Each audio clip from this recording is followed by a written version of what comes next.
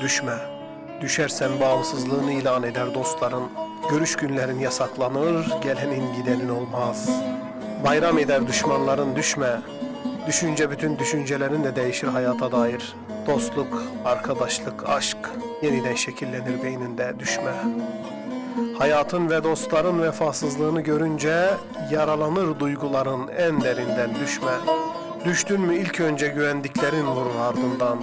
Kimse bakmaz yüzüne, işe yaramaz adam olursun. Birer birer uzaklaşır arkadaşların senden. Tutacak dal bulamaz, yorulursun, düşme. Düştün mü isyan edersin yaşadığın hayata. Gözyaşların dökülür her gece yastığa. Yılanın ne kadar masum, kurdun suçsuz, çakalın çakal olmadığını anlarsın iki yüzlü insanları görünce, düşme.